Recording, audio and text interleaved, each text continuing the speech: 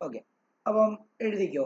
അതിന്റെ hydrochloric acid subheading ആയിട്ട് എഴുതിക്കോളൂ. Hydrochloric acid, hydrochloric acid.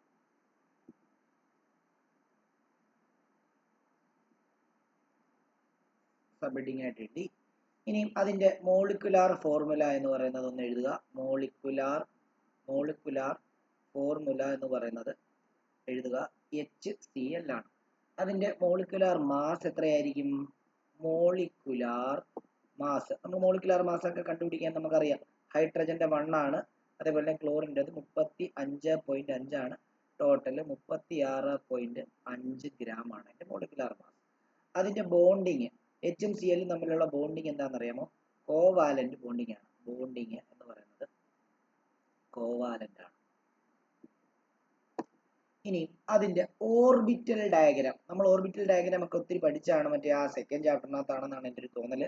അപ്പം ഹൈഡ്രജന് 1 ഇലക്ട്രോൺ ഉണ്ട് ഔട്ടർ മോസ്റ്റ് ഷെല്ലിൽ. ഓക്കെ ആണല്ലോ. ക്ലോറിന് എത്ര ഇലക്ട്രോൺസ് ഉണ്ട് ഔട്ടർ മോസ്റ്റ് ഷെല്ലിൽ?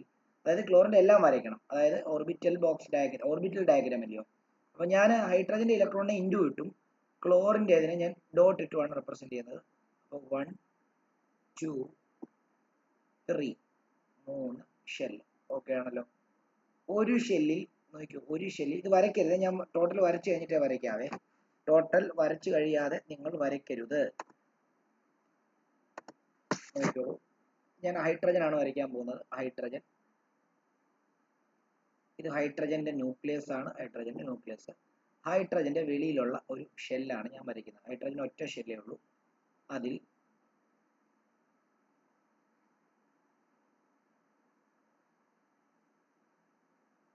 ഓക്കെ, ഇത് ഹൈഡ്രജന്റെ ഷെല്ലാണ്. അതിൽ ഒരു ഇലക്ട്രോണിനെ ഞാൻ മാർക്ക് ചെയ്യുന്നു. ഓക്കെ, ക്ലോറിനകത്ത് വരയ്ക്കരുത്, ഞാൻ പറഞ്ഞിട്ട് വരയ്ക്കാവും. ക്ലോറിന്റെ ന്യൂക്ലിയസ് ഇതാണ്. ഇതാണ്.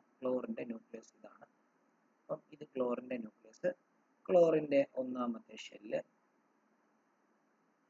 ക്ലോറിന്റെ രണ്ടാമത്തെ ഷെല്ല്, ക്ലോറിന്റെ മൂന്നാമത്തെ ഷെല്ല്. അപ്പം ക്ലോറിന്റെ ഒന്നാമത്തെ ഷെല്ലിനകത്ത് നോക്കിക്കോളൂ. ക്ലോറിന്റെ ഒന്നാമത്തെ ഷെല്ലിനകത്ത് 2 ഇലക്ട്രോൺസ്. ക്ലോറിന്റെ രണ്ടാമത്തെ ഷെല്ലിനകത്ത് 7 ഇലക്ട്രോൺസ്. 1 2 3 4 5 7. രണ്ടാമത്തെ ഔട്ടർമോസ്റ്റ് ഷെല്ലിലല്ലേ, രണ്ടാമത്തെ ഷെല്ലിൽ 8 ഇലക്ട്രോൺസ്. ഓക്കെ, രണ്ടാമത്തെ ഷെല്ലിൽ 8 ഇലക്ട്രോൺ. 1 2 5 6 7 8. മൂന്നാമത്തെ ഷെല്ലിൽ 7 ഇലക്ട്രോൺസ്. 1 2 3 4 5 6 7. ഓക്കെ, സ്റ്റേബിൾ ആകണമെങ്കിൽ ക്ലോറിന് 8 എണ്ണം വേണം, ഹൈഡ്രജൻ 2 എണ്ണം. അപ്പൊ എന്ത് ചെയ്യുന്നറിയാമോ?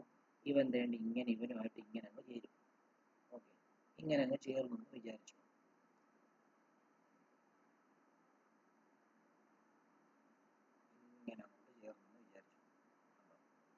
ഇങ്ങനെ അങ്ങ് ചേരുമ്പോൾ നോക്കിയോ, ഇപ്പോൾ നിങ്ങൾ ഇത് നോക്കുവാണെങ്കിൽ കണ്ടോ, ഇതിങ്ങനെ വരുന്നു. അപ്പം ഹൈഡ്രജന്റെ ഒരു ഇലക്ട്രോൺ രണ്ട് ഇവിടെയും, ക്ലോറിന്റെ ഒരു ഇലക്ട്രോൺ അങ്ങോട്ടും ഇങ്ങോട്ടും ഇവർ ഷെയർ ചെയ്തു. കണ്ടോ, ഇങ്ങനെയാണ് അതിന്റെ സ്ട്രക്ചർ വരുന്നത്. ഇനി വരച്ചു ഇലക്ട്രോൺ ഡോട്ട് സ്ട്രക്ചർ. അപ്പം ഇപ്പൊ ഹൈഡ്രജന്റെ ഔട്ടർ മോസ്റ്റിൽ 2 എണ്ണമായി, ക്ലോറിന്റെ ഔട്ടർ മോസ്റ്റിൽ 8 എണ്ണമായി. ഹാപ്പി.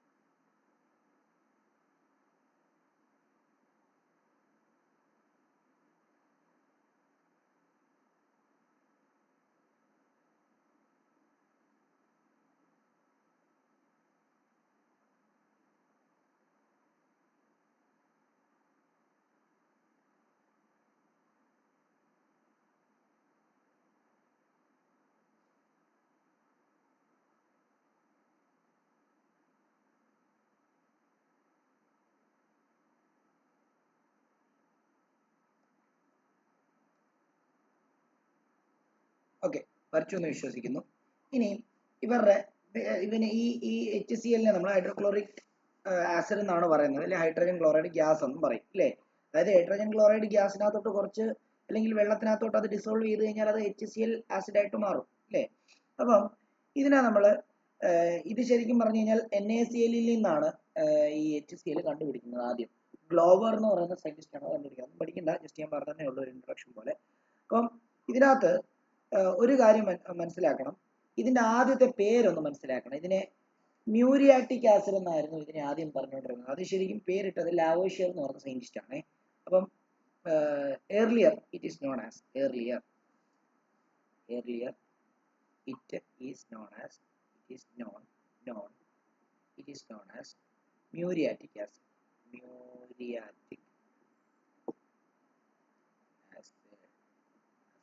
അത് ലാവോഷ്യർ എന്ന് പറഞ്ഞ സയന്റിസ്റ്റ് ആണ് അതിന് മ്യൂരിയാറ്റിക് ആസിഡ് എന്ന് പേരിട്ടത്.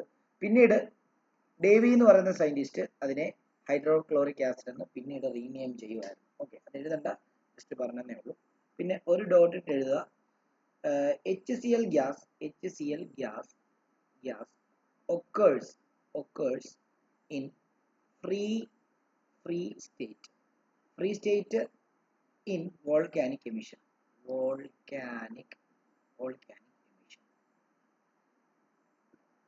ഫ്രീ സ്റ്റേറ്റ് എന്ന് പറയുമ്പോൾ വേറെ ആരുമായിട്ടും കമ്പൈൻ ചെയ്യാതെ ഫ്രീ ആയിട്ട് അവന്മാർ തന്നെയായിട്ടായിരിക്കും പുറത്തോട്ട്. ഇപ്പോൾ വോൾക്കാനിക് ഇറപ്ഷൻ ഒക്കെ നടക്കുന്നിടത്ത് മുകളിലോട്ട് പുകയൊക്കെ പൊങ്ങി വരത്തില്ലേ, അപ്പോൾ എന്താണ് ഫ്യൂംസിനകത്ത് ഈ HCl ഗ്യാസുകൾ കാണും എന്നുള്ളതാണ്, ഫ്രീ സ്റ്റേറ്റിൽ കാണും എന്നുള്ളതാണ് മനസ്സിലാക്കാൻ സാധിക്കുന്നത്. ഓക്കെ ആണല്ലോ. ഇനി അതേപോലെ തന്നെ ഒരു ഡോട്ട് എഴുതിക്കും.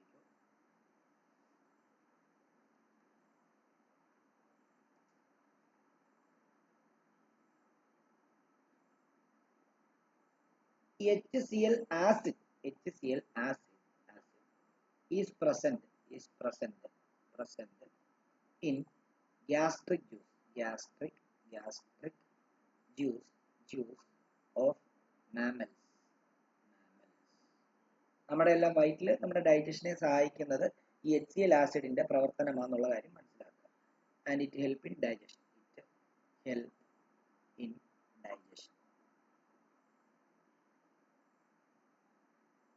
എഴുതണ ബാക്കി ഉണ്ട്, ബാക്കി എഴുതുക.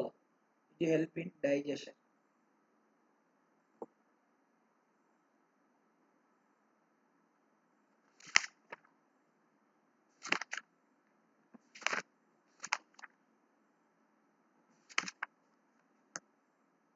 ഇനി നോക്കിക്കോളൂ.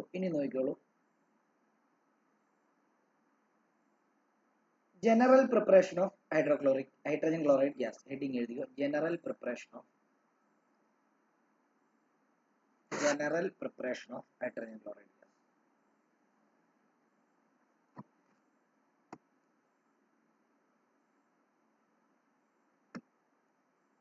general preparation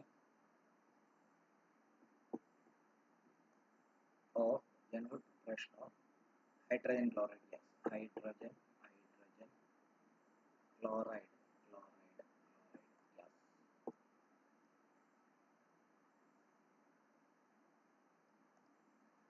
അതിനകത്ത് ഒന്നാമത്തേത് by synthesis.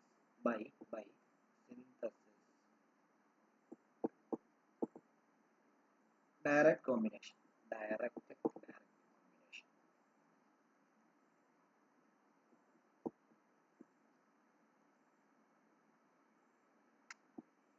combination എന്ന് പറഞ്ഞാൽ എന്താ, നമ്മൾ മോയിസ്റ്റ് ആയിട്ടുള്ള ഹൈഡ്രജൻ ഗ്യാസിനെ ക്ലോറിനുമായിട്ട് കമ്പൈൻ ചെയ്ത് കഴിഞ്ഞാൽ HCl ഉണ്ടാവും. അതായത് അത് വേണേൽ എഴുതിക്കോളൂ. Moist hydrogen gas gas combines with chlorine in presence of diffused sunlight.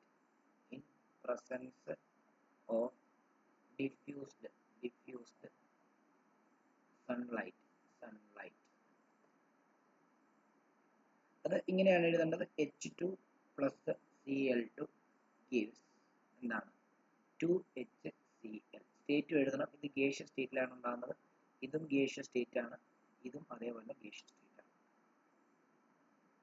ഇത് ഡിഫ്യൂസ്ഡ് സൺലൈറ്റ് ആണ്. ഡിഫ്യൂസ്ഡ് സൺലൈറ്റ് എന്ന് പറയുമ്പോഴത്തേക്കും നമ്മൾ ഈ ചെടിയൊക്കെ ഉണങ്ങാതിരിക്കാൻ വേണ്ടി മുകളിലൊരു പച്ച ഷീറ്റ് ഗാർഡനിലൊക്കെ നിങ്ങൾ കണ്ടിട്ടില്ലേ?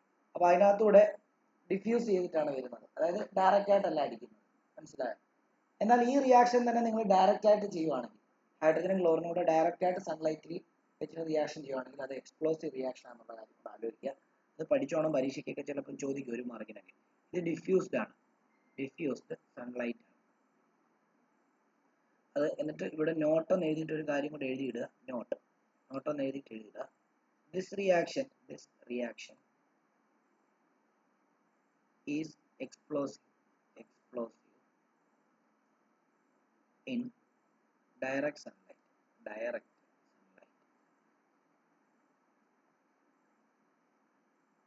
but it is negligible in dark.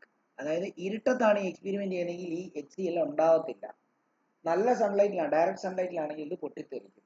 അപ്പം ഡിഫ്യൂസ്ഡ് സൺലൈറ്റ്, അതായത് ഒത്തിരി എന്താണ് സൺലൈറ്റിനെ അരിച്ചിറക്കി വിടുക, അല്ലെങ്കിൽ ഈ സൺലൈറ്റിനെ വെട്ടം കുറച്ച് അതേ വീഴുന്ന രീതിയിൽ, അല്ലെങ്കിൽ അവിടെ അതിൽ വന്ന് വീഴുന്ന രീതിയിൽ നമ്മൾ അതിനെ അറേഞ്ച് ചെയ്യുക. അതാണ്. ഓക്കെ ആണല്ലോ. വേറൊരു കാര്യം കൂടെ പറയാം. ഇൻ പ്രസൻസ് ഓഫ്, അതിന്റെ ബാക്കിയായിട്ട് എഴുതിക്കും. In presence of catalyst such as activated carbon, reaction will even takes place in dark.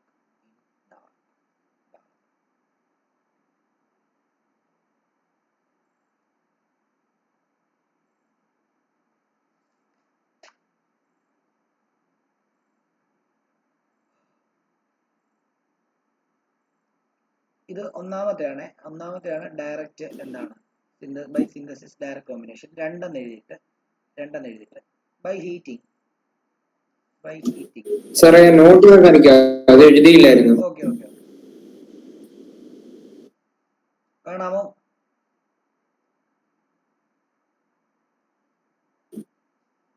ആ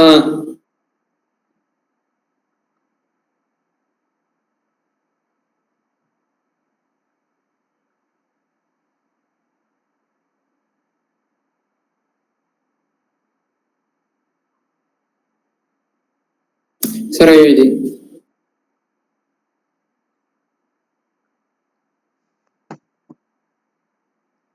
അടുത്തത് ബൈ ഹീറ്റിംഗ്. അടുത്ത എങ്ങനെയാണ് HCl ഉണ്ടാക്കാൻ പറ്റുന്നത്? ബൈ ഹീറ്റിംഗ് മെറ്റാലിക് ക്ലോറൈഡ്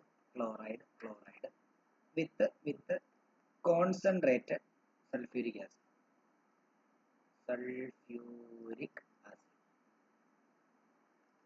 അപ്പൊ അതിനകത്ത് ഇപ്പം NaCl പ്ലസ് H2SO4 ചെയ്യുവാണെങ്കിൽ നമുക്ക് NaHSO4 നമ്മൾ പഠിച്ചാണ്. NaHSO4 പ്ലസ് HCl ആണ് ഉണ്ടാകുന്നത്. ഇത് ഗേഷ്യസ് സ്റ്റേറ്റിലാണ് ഉണ്ടാകുന്നത്. ഇത് temperature less than 200 degree Celsius ആയിരിക്കണം. ഇനി ഈ സെയിം റിയാക്ഷൻ തന്നെ ഗ്രേറ്റർ ദാൻ 200 ഡിഗ്രി സെൽഷ്യസിലാണ് ചെയ്യുന്നതെങ്കിൽ അപ്പോൾ ആസിഡ് സോൾട്ട് എല്ലാം ഉണ്ടാകുന്നത് Na2SO4 ഉള്ള നോർമൽ സോൾട്ട് ഉണ്ടാവും പ്ലസ് HCl. അതേപോലെ മെറ്റാലിക് ക്ലോറൈഡ് ഏത് വേണമെങ്കിലും ഉപയോഗിക്കാം. കോപ്പർ ക്ലോറൈഡ് ഉപയോഗിക്കാം, CuCl2. ഇതും കോൺസെൻട്രേറ്റഡ് ആയിട്ടുള്ള H2SO4 കൂടെ ചേർന്ന് കഴിഞ്ഞാൽ ജസ്റ്റ് ഹീറ്റ് ചെയ്ത് കഴിഞ്ഞാൽ അപ്പോഴും എന്തുണ്ടാവും? CuSO4 പ്ലസ് HCl തന്നെയായിരിക്കും ഉണ്ടാവുക.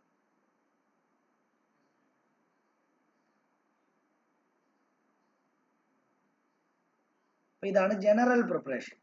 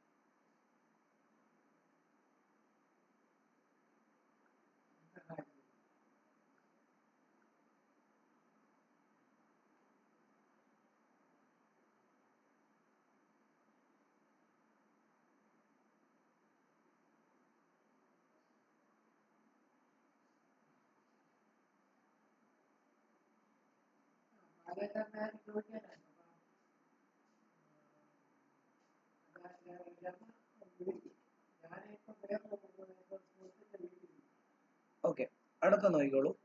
ലബോറട്ടറി പ്രിപ്പറേഷൻ ആയിട്ട് കഴിച്ചു. Laboratory preparation laboratory preparation of HCl gas.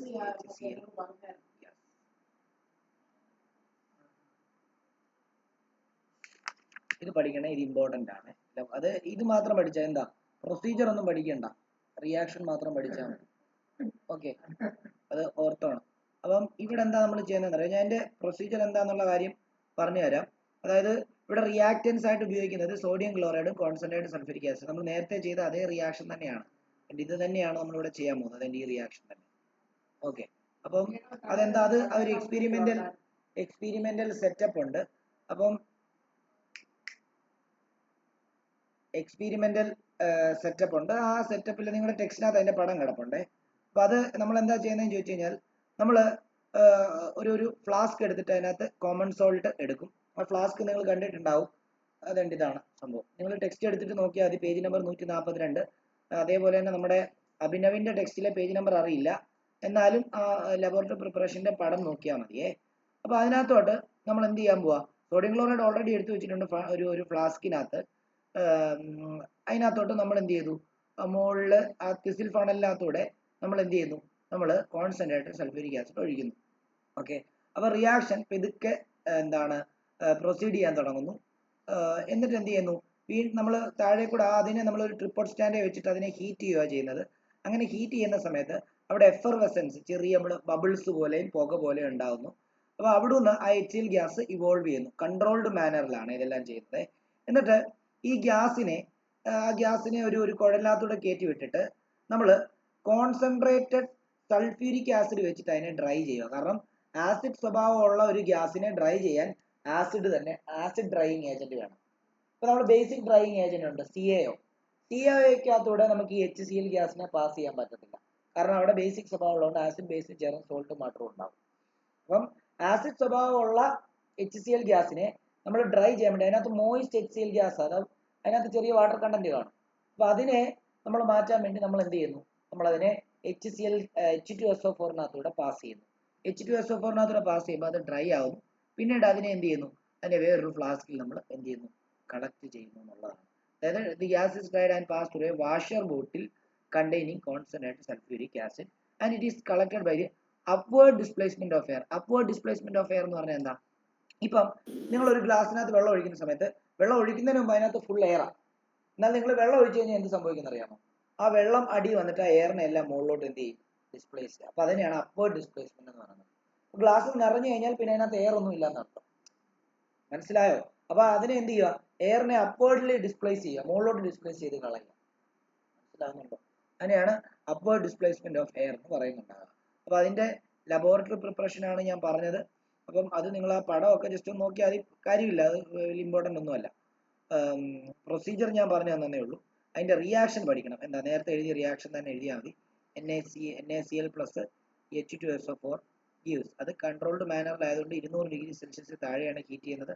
അപ്പം ആസിഡ് സോൾട്ട് ആണ് ഉണ്ടാകുന്നത്. NaHSO4 പ്ലസ് എത്ര, HCl. ഇത് ഇവോൾവ് ചെയ്യുന്നുണ്ട്, മുകളിലോട്ട് ആരോ കൊടുക്കും.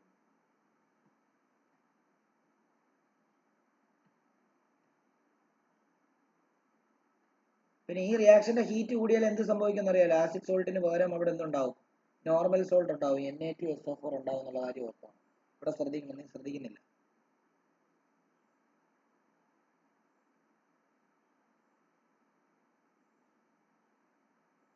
ഓക്കെ, അപ്പൊ എന്തുകൊണ്ട് NaCl ഉപയോഗിക്കുന്നു? CuCl അല്ലെങ്കിൽ വേറെ ഏതെങ്കിലും കോപ്പർ ക്ലോറൈഡോ അല്ലെങ്കിൽ കാൽസ്യം ക്ലോറൈഡോ ഒക്കെ ഉപയോഗിക്കരുതോ? എന്തുകൊണ്ടാണ് NaCl വെച്ചിട്ട് ഈ ലാബ് പ്രിപ്പയർ ചെയ്യുന്നതെന്ന് ചോദിച്ചു കഴിഞ്ഞാൽ, NaCl ചീപ്പാണ്. ഉപ്പ് പെട്ടെന്ന് നമുക്ക് അവൈലബിൾ ആണ്, ചീപ്പാണ്. ശരിയല്ലേ? ഉപ്പിന് എത്ര രൂപ ഒരു പാക്കറ്റ് ഉപ്പിന്? 40, 20 രൂപ പോലും ഇല്ല. 15 രൂപ 20 രൂപയ്ക്ക് ഇടയ്ക്കാം. മനസ്സിലായോ? ഓക്കെ, അപ്പൊ ഉപ്പ് വളരെ ചീപ്പാണ്. അപ്പൊ അതുകൊണ്ട് നമുക്ക് എന്ത് ചെയ്യാൻ പറ്റും, HCl ഗ്യാസ് നമുക്ക് ഉണ്ടാക്കാൻ പറ്റും. ഓക്കെ ആണല്ലോ? അതുകൂടെ ഒന്ന് എഴുതിയേക്കുക, ഒരു ഡോട്ട് ഇട്ട് എഴുതുക.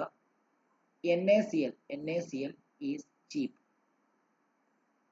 and therefore it is preferred for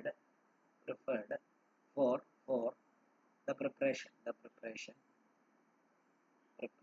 preferred for the preparation of HCl over other metal. അതേപോലെ തന്നെ അടുത്ത ഡോട്ട് ഇട്ടിട്ട് എഴുതുക concentrated nitric acid is not used during the preparation of HCl gas. നമ്മൾ H2SO4 ഉപയോഗിച്ചത്. എന്തുകൊണ്ടാണ് കോൺസെൻട്രേറ്റഡ് HNO3 ഉപയോഗിക്കാത്തത്? അതിന്റെ കാര്യമാണ് പറയുന്നത്. because it is volatile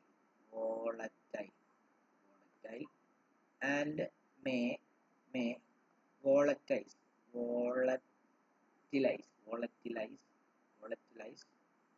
out along with HCl gas.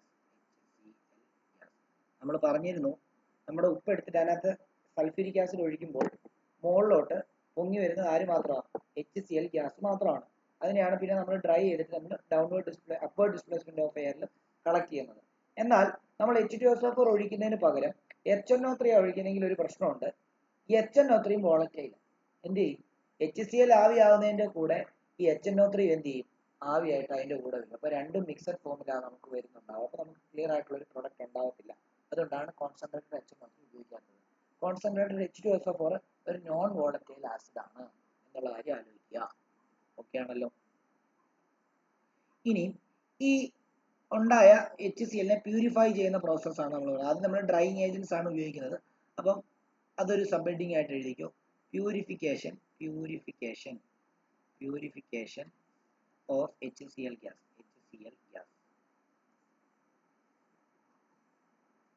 ഒരു ഡോട്ട് എഴുതുക. ഇറ്റ് ഈസ് ഡ്രൈഡ്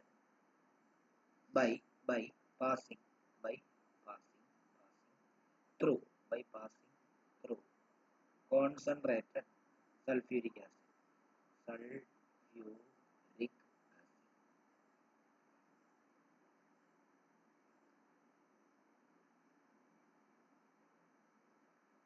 അടുത്ത എഴുതുക. വേറെ ഡ്രൈയിങ് ഏജന്റ് എന്തുകൊണ്ട് H2SO4 മാത്രം ഡ്രൈയിങ് ഏജന്റ് ആയിട്ട് യൂസ് ചെയ്തു എന്നുള്ള കാരണം പഠിക്കണം. അതെന്തുകൊണ്ടാന്ന് ചോദിച്ചാൽ ഇപ്പം ഫോസ്ഫറസ് പെന്റോക്സൈഡ് P2O5 അത് നമുക്ക് ഡ്രൈയിങ് ഏജന്റ് ആയിട്ട് യൂസ് ചെയ്യാം. ഇതിനകത്തൂടെ പാസ് ചെയ്യാൻ പറ്റും. അതേപോലെ CaO ഞാൻ നേരത്തെ പറഞ്ഞാൽ ക്വിക്ലൈൻ അതിനകത്തൂടെ നമുക്ക് പാസ് ചെയ്യാം. അതും ഡ്രൈയിങ് ഏജന്റാ. പക്ഷെ പ്രശ്നം എന്ന് പറഞ്ഞു കഴിഞ്ഞാൽ രണ്ടും ബേസിക് നേച്ചറുള്ള സോൾട്ടുകളാണ്, അല്ല നമ്മുടെ ഡ്രൈയിങ് ഏജന്റുകളാണ്. ഒരു ആസിഡ് ആണ് അതുവഴി പാസ് ചെയ്യുന്നത്. അപ്പം ആ ആസിഡിനെ ആസിഡ് പോലെ തന്നെ അല്ല ഒരു ആസിഡ് സ്വഭാവമുള്ള ഒരു ഗ്യാസ് ആണ് പാസ് ചെയ്യുന്നത്. അപ്പൊ നമുക്ക് അതിനെ HCl ആയിട്ട് തന്നെ കിട്ടണം. അല്ലാതെ ഈ HCl ഇപ്പം ബേസിക് സ്വഭാവമുള്ള CaOയ്ക്കകത്തൂടെ പാസ് ചെയ്താൽ എന്ത് പറ്റുമെന്ന് ചോദിച്ചു കഴിഞ്ഞാൽ അത് രണ്ടും കൂടെ മിക്സ് ആയിട്ട് എന്തായിട്ട് മാറും? സോൾട്ട് ആൻഡ് വാട്ടർ ആയിട്ട് മാറും. അപ്പൊ നമുക്ക് HCl ഗ്യാസ് ആയിട്ട് നമുക്ക് കിട്ടത്തില്ല. അതുകൊണ്ടാണ് നമ്മൾ എന്ത് ഉപയോഗിക്കാത്തത്? മറ്റ് ഡ്രൈയിങ് ഏജന്റ് ഉപയോഗിക്കാത്തത്. അപ്പൊ അത് എഴുതിക്കോ. The other drying agent like phosphorus pentoxide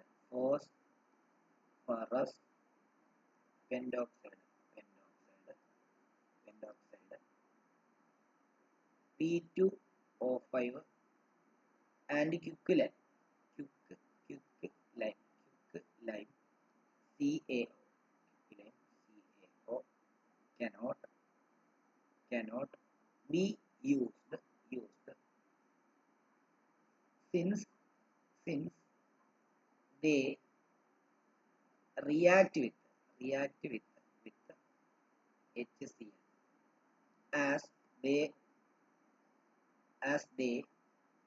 are basic in nature.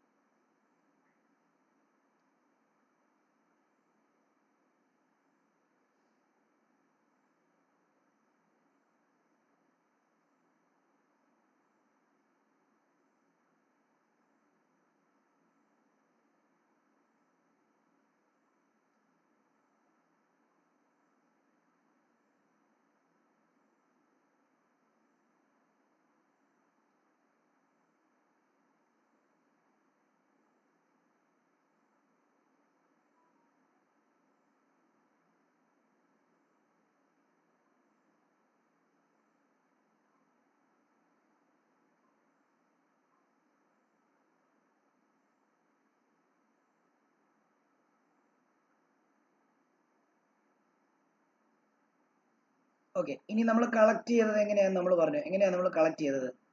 എയറിനെ മുകളിലോട്ട് ഡിസ്പ്ലേസ് ചെയ്തിട്ടാണ് കളക്ട് ചെയ്തത്. അത് എന്തുകൊണ്ടാണ് അങ്ങനെ എന്നുള്ളത് അറിയോ? എയറിനെക്കാട്ടിലും ഹെവിയർ ആണ് HCl ഗ്യാസ്. രണ്ടും ഗ്യാസ്, എയറും ഗേഷ്യസ് സ്റ്റേറ്റിലല്ലേ അല്ലേ? അതേപോലെ തന്നെ HCl ഗ്യാസും ഗേഷ്യസ് സ്റ്റേറ്റിലാണ്.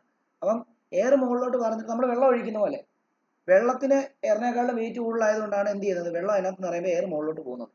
നമുക്ക് കാണത്തൊന്നുമില്ല എയർ മുകളിലോട്ട് പോകുന്നത്, എയർ പോകുന്നുണ്ട് പണ്ടേക്കോട്ട്. മനസ്സിലായോ? HCl ഗ്യാസും അതുപോലെ തന്നെയാണ്. HCl ഗ്യാസ് എയറിനെക്കാട്ടിലും എന്താ കട്ടിയുള്ളതാണ്, ഡെൻസറാണ്. അപ്പൊ HCl ഗ്യാസ് താഴെ കിടക്കും, എയർ മുകളിലോട്ട്. മനസ്സിലായോ? വെള്ളം ഒഴിക്കുന്ന പോലെ തന്നെ. അപ്പം അതും കൂടെ ഒന്ന് എഴുതിയേക്കാം. HCl ഗ്യാസ് ഒരു ഡോട്ടാണ്, ഡോട്ട് എഴുതുക. HCl gas is collected by upward displacement of air. Upward displacement of air.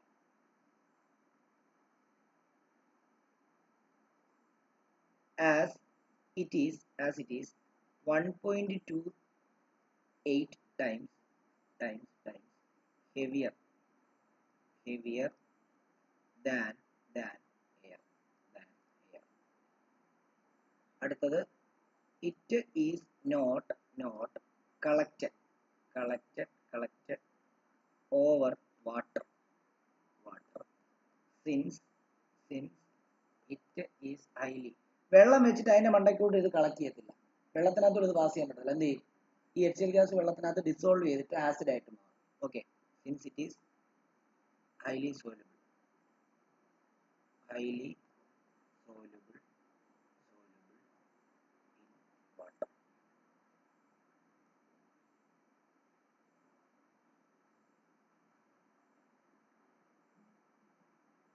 ഇനിയും എങ്ങനെ HCl ഗ്യാസിനെ ഐഡന്റിഫൈ ചെയ്യാം എന്നുള്ളതാണ്.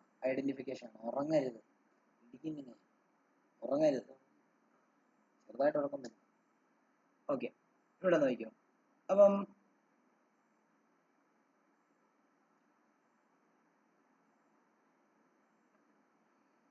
നമുക്കറിയാം, നമ്മൾ എങ്ങനെയാണ് മനസ്സിലാക്കുന്നത്? നമ്മളൊരു ഫ്ലാസ്കിനകത്തോട്ട് NaCl ഒഴിച്ചു, അതിനകത്ത് H2SO4 ഒഴിച്ചപ്പോൾ മുകളിലോട്ട് കുറച്ച് ഫ്യൂംസ് പൊങ്ങി വന്നു. ആ ഫ്യൂംസ് ആണല്ലോ HCl ഗ്യാസ്. അപ്പൊ HCl ഗ്യാസ് ആണ് വന്നതെന്ന് മനസ്സിലാവണം എന്ത് ചെയ്യാന്ന് അറിയാമോ? നമ്മൾ NH4OH ഇല്ലേ, അമോണിയം ഹൈഡ്രോക്സൈഡ് ബേസ് ആണ്, അതിനകത്ത് മുക്കിയ ഒരു ടെസ്റ്റ് ട്യൂബ് എടുത്തിട്ട്, അല്ല ഒരു പിപ്പറ്റോ അല്ലെങ്കിൽ എന്തെങ്കിലും ഒരു ഗ്ലാസ് റോഡ് എടുത്തിട്ട് നമ്മൾ NH4OH ഗ്ലാസ് റോഡ് എടുത്തിട്ട് നമ്മൾ ഈ ഫ്യൂംസ് വരുന്നിടത്തോട്ട് കാണിച്ചു കഴിഞ്ഞാൽ ഒരു ഡെൻസ് വൈറ്റ് ഫ്യൂംസ്, നല്ല കട്ടിയുള്ള വൈറ്റ് പുകയായിട്ട് മുകളിലോട്ട് പോകും. മറ്റേ ഫ്യൂംസ് എന്ന് പറയുമ്പോൾ ചെറിയ വൈറ്റ് ആയിട്ട് നമുക്ക് കാണാൻ പറ്റത്തുള്ളൂ. ഈ NH4OH അതിനകത്ത് മുക്കിയിട്ട് നമ്മൾ ഇതിനെ മുകളിലോട്ട് കാണിക്കുന്ന സമയത്ത് ഇത് നല്ല ഡെൻസ് വൈറ്റ് ഫ്യൂംസ് ആയിട്ടായിരിക്കും മുകളിലോട്ട് വന്നത്. അപ്പോൾ നമുക്ക് ഐഡന്റിഫൈ ചെയ്യാൻ പറ്റും, അത് HCl ആണ്. HCl NH4OH ആയിട്ട് റിയാക്ട് ചെയ്തത് കൊണ്ടാണ് അതിന് എന്ത് സംഭവിച്ചത്, ഇങ്ങനെ സംഭവിച്ചെന്നുള്ള കാര്യം വ്യക്തമായിട്ട് മനസ്സിലാക്കാം. അപ്പോൾ അതും കൂടെ നമുക്ക് വേണം എഴുതാം. when HCl gas is exposed to air, it gives white fumes. ശരിയല്ലേ? white fumes due to formation of HCl acid on dissolving in atmospheric water vapor. ഞാൻ പറഞ്ഞ ഐഡന്റിഫിക്കേഷൻ അല്ല ഇത് വേറെ ഐഡന്റിഫിക്കേഷൻ ആണ്. HCl മുകളിലോട്ട് വരുന്ന സമയത്ത് എയറുമായിട്ട് റിയാക്ട് ചെയ്താൽ എയറിനകത്ത് മോയ്സ്ചർ ഉണ്ട്, മോയ്സ്ചർ വാട്ടർ ആണ്. അപ്പം ഈ HCl വാട്ടറുമായിട്ട് റിയാക്ട് ചെയ്യുമ്പോൾ വീണ്ടും എന്ത് ചെയ്യും, അവിടെ നമുക്കറിയാലോ വാട്ടറും ആസിഡും കൂടെ റിയാക്ട് ചെയ്ത് കഴിഞ്ഞാൽ അവിടെ പുക വരും. അങ്ങനെ നമുക്ക് മനസ്സിലാക്കാം അത് HCl ആണ്. രണ്ടാമത്തെയാണ് ഞാൻ പറഞ്ഞത്, NH4OH മുക്കിയ ഒരു ഗ്ലാസ് റോഡ് എടുത്തിട്ട് ഈ റിയാക്ഷൻ നടക്കുന്നതിന് മുകളിലോട്ട് കാണിച്ചു കഴിഞ്ഞാൽ കട്ടിയുള്ള വൈറ്റ് പുകയായിട്ട് കാണും, നല്ല ഡെൻസ് വൈറ്റ്. അതും അതിന്റെ ഐഡന്റിഫിക്കേഷൻ ആണ്. രണ്ട് ഐഡന്റിഫിക്കേഷൻ ഉണ്ട്, അതും കൂടെ എഴുതിക്കോ. അടുത്ത ഡോട്ട് ഇട്ട് എഴുതാം.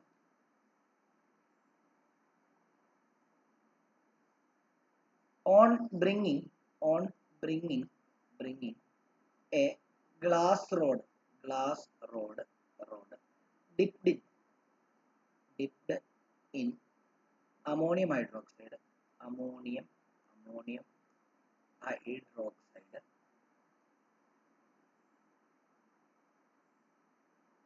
near the mouth of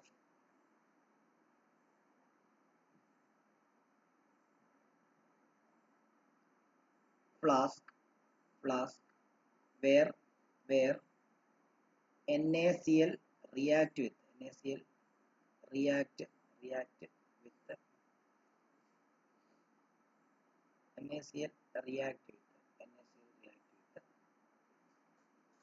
H2SO4, comma, dense white fumes of ammonium chloride will be produced. അതിന്റെ റിയാക്ഷൻ ഇങ്ങനെയാണ്. NaCl ഉം H2SO4 റിയാക്ട് ചെയ്തുണ്ടാകുന്ന HCl ഫ്യൂംസിന്റെ മണ്ടയ്ക്കോട്ട് NH4OH ൽ ഡിപ്പ് ചെയ്ത ഗ്ലാസ് റോഡ് കാണിക്കുമ്പോൾ അവിടെ ഇതും കൂടെ റിയാക്ട് ചെയ്യും. NH4 ഉം ഇതും കൂടെ, കാരണം ഇവിടെ ഉള്ളത് H+ ഉം Cl- ഉം ആണ്, ഇവിടെ NH4+ ഉം OH- ഉം ആണ്. അപ്പോൾ ഇത് പോയിട്ട് ഇതുമായിട്ട് റിയാക്ട് ചെയ്യും, ഇത് പോയിട്ട് ഇതുമായിട്ട് റിയാക്ട് ചെയ്യും. എഴുതണ്ട, ഞാൻ ജസ്റ്റ് പറഞ്ഞതേ ഉള്ളൂ. അപ്പോൾ അവിടെ എന്തുണ്ടാവും? ഇവിടെ NH4Cl + H2O ഉണ്ടാവും. ഇതാണ് ആ ഡെൻസ് വൈറ്റ് ഫ്യൂംസ് ഉണ്ടാക്കാൻ കാരണം. ഇവൻ അമോണിയം ക്ലോറൈഡ്, ഇതാണ് ഡെൻസ് വൈറ്റ് ഫ്യൂം.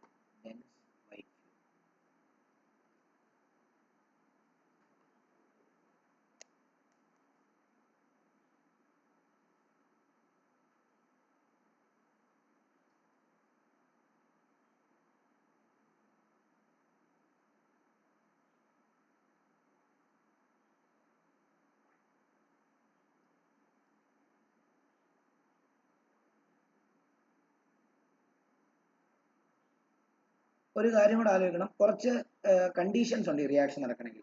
ഒന്നെന്ന് പറഞ്ഞു കഴിഞ്ഞാൽ, നമ്മൾ ആ തിസിൽ ഫണലില്ലേ H2SO4 ഒഴിക്കുന്നത്, അത് കംപ്ലീറ്റ് ആയിട്ട് ആ കോണിക്കൽ ഫ്ലാസ്കിനകത്ത് മുങ്ങി നിൽക്കണം, ആ H2SO4-നകത്ത് മുങ്ങി നിൽക്കണം. രണ്ട്, എന്താണ്, ഈ ഡെലിവറി ട്യൂബ് എന്ന് പറഞ്ഞാൽ ഇവിടെ നിന്ന് ഇങ്ങനെ അങ്ങോട്ടേക്ക് കണക്ട് ചെയ്യുന്ന ട്യൂബുകളാണ്. ആ ട്യൂബുകളൊന്നും എന്തുമായിട്ട് ഡിപ്പ് ചെയ്യാൻ പാടില്ല, H2SO4-നകത്ത് ഡിപ്പ് ചെയ്യാൻ പാടില്ല. അതേപോലെ തന്നെ ടെമ്പറേച്ചർ 200°C താഴെ മെയിൻറ്റെയിൻ ചെയ്യണം. അപ്പം 200°C മുകളിലായി കഴിഞ്ഞാൽ എന്ത് സംഭവിക്കും? ഒന്നെങ്കിൽ ആ അപ്പാരറ്റസ് എല്ലാം ക്രാക്ക് ആയിപ്പോകും, ഒന്ന്. രണ്ടെന്താ, ഫ്യൂവൽ വെറുതെ വേസ്റ്റ് ആയിപ്പോകും. കാരണം നമുക്ക് 200-ന് താഴെ നടന്നു കഴിഞ്ഞാൽ ഓൾറെഡി റിയാക്ഷൻ നടന്നു, നമ്മളെന്തിനാ 200 മുകളിൽ പോകുന്നു? അപ്പോൾ ഫ്യൂവൽ വേസ്റ്റാണ്. മൂന്ന്, ഒരു പ്രശ്നമുണ്ട്. ആ മൂന്ന് വളരെ ഇമ്പോർട്ടൻ്റ് ആയിട്ടുള്ളൊരു ഇതാണ്. അതായത് സോഡിയം സൾഫേറ്റ്, അത് 200 മുകളിൽ ചെയ്ത് കഴിഞ്ഞാൽ NaHSO4 അല്ല ഉണ്ടാകുന്നത്, Na2SO4 ആണ് ഉണ്ടാകുന്നത്. ആ Na2SO4 ഒരു ഹാർഡ് ക്രസ്റ്റ്, അതായത് ആ ഉണ്ടാകുന്ന നമ്മുടെ എവിടെയാണോ ഉണ്ടാകുന്ന ഈ ഇത് കടന്നു പോകുന്നത് അതിലൊക്കെ എന്തുണ്ടാക്കും? ഹാർഡ് ക്രസ്റ്റ്, കട്ടിയുള്ള, ഉരച്ചു കളഞ്ഞാലും പോകാത്ത രീതിയിൽ ഹാർഡ് ക്രസ്റ്റുകൾ ഉണ്ടാകും. നമ്മുടെ വെള്ളപ്പൊക്കമൊക്കെ വന്ന വീടുകളിൽ ഈ എന്താണ് എക്കൽ മണ്ണുണ്ടായിരുന്നു. എക്കൽ മണ്ണെന്ന് പറയുമ്പോൾ ഡാമിലൊക്കെ ഉള്ള ചെളിമണ്ണാണ്. അത് നിങ്ങൾ എത്ര ഉരച്ചാലും എന്ത് ചെയ്യത്തില്ല, അത് പോകത്തില്ല, അതിന്റെ പാടം അവിടെ കിടക്കും. അതേപോലെ തന്നെ Na2SO4 ആണ് ഫോം ചെയ്യുന്നതെങ്കിൽ ആ Na2SO4 ഉണ്ടാകുന്ന ആ പാരറ്റസിന്റെ ഉൾഭാഗത്തെല്ലാം എന്ത് ചെയ്യും? കട്ടിക്ക് ഇങ്ങനെ ഒട്ടിയിരിക്കും. അതിനെ ഹാർഡ് ക്രസ്റ്റ് എന്നാണ് പറയുക. അതിനെ റിമൂവ് ചെയ്യാൻ പാടാണ്. അതൊന്ന് പഠിച്ചു വെച്ചേക്കണം. അതായത് temperature should be maintained, temperature should be maintained nearly 200°C.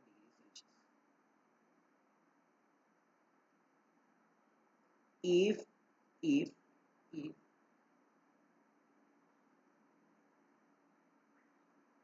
at higher temperature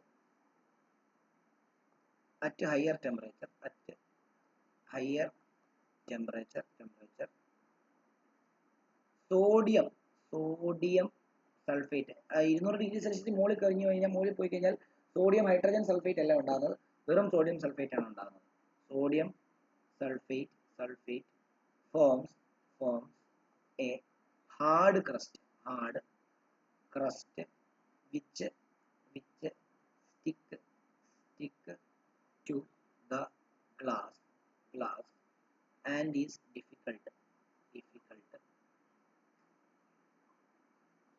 to remove. ഇത്രയേ ഉള്ളൂ.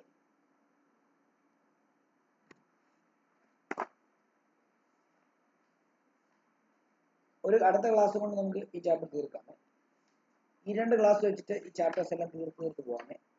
2 ക്ലാസ് മതി, ഈ 2 ക്ലാസ് വെച്ച് മതി തീർക്കാനായി.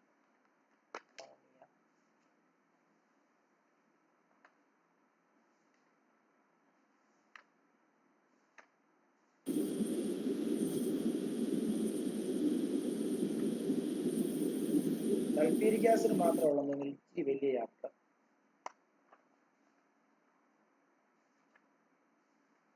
അല്ല, അത് ചെറിയ കുഴപ്പമില്ല. അപ്പൊ ഇതെല്ലാം നമുക്ക് വേണമെങ്കിൽ ഒരു 1 വീക്ക് കൊണ്ട് ഈ ചാപ്റ്റേഴ്സ് എല്ലാം തീർത്ത് തന്നെ പെട്ടെന്ന് തീരും.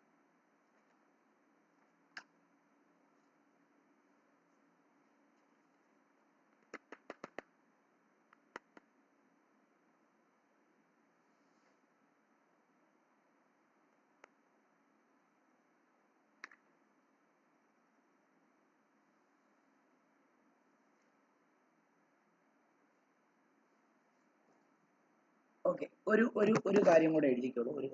ഇതുകൂടെ കഴിഞ്ഞിട്ട് നമുക്ക് വൈൻഡപ്പ് ചെയ്യാം.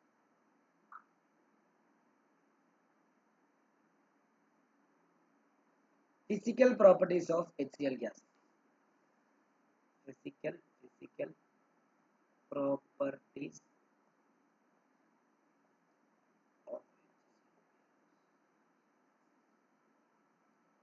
ഒന്നാമത്തേത് ഒരു ഡോട്ടിന്റെ കളർലെസ്. രണ്ടാമത്തേത് പഞ്ചന്റ് ചോക്കിംഗ് സ്മെൽ, അതായത് അത് സ്മെല് ചെയ്ത് കഴിഞ്ഞാൽ നമുക്ക് അങ്ങ് ചുമയ്ക്കാൻ തോന്നും, ഭയങ്കര വല്ലാത്തൊരു ഒരവസ്ഥ പോലെ. Pungent choking smell. ടേസ്റ്റ് എന്ന് പറയുന്നത് സോറാണ്. സോർ ഇൻ ടേസ്റ്റ്. അതേപോലെ തന്നെ അതിന്റെ ഫിസിയോളജിക്കൽ നേച്ചർ എന്ന് പറഞ്ഞാൽ ഇറ്റ് ഈസ് കൊറോസീവ് ആണ്. എന്താ, അത് ഏതിൻ്റെയും സർഫസിലൊക്കെ വീണ് കഴിഞ്ഞാൽ അതിനെ നശിപ്പിക്കും. It is corrosive in nature.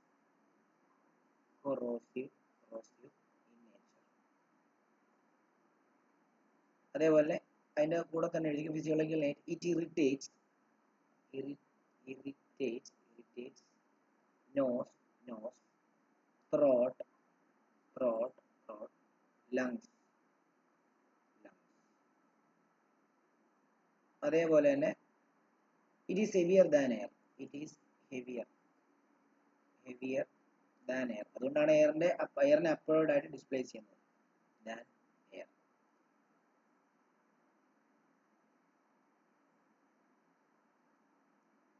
അതേപോലെ തന്നെ അതിന്റെ ബോയിലിംഗ് പോയിന്റ് BP എന്ന് എഴുതുകയാണ്. ബോയിലിംഗ് പോയിന്റ് എന്ന് പറയുന്നത് -83 ഡിഗ്രി സെൽഷ്യസ് ആണ്. അതേപോലെ തന്നെ അതിന്റെ മെൽറ്റിംഗ് പോയിന്റ് എന്ന് പറയുന്നത് -113 ഡിഗ്രി സെൽഷ്യസ് ആണ്.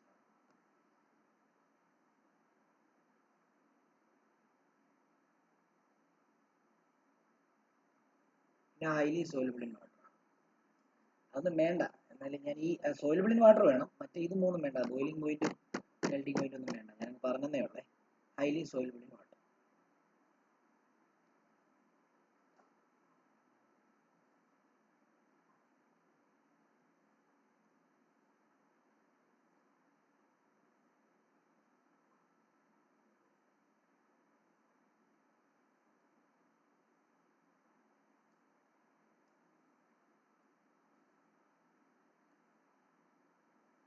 And is also soluble in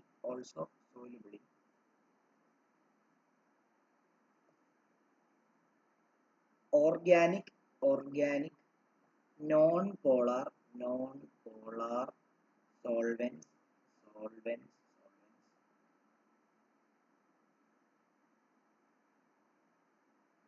like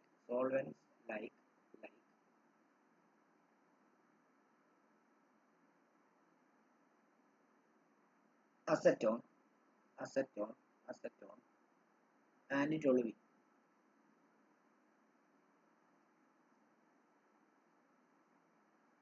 But HCl being polar in nature,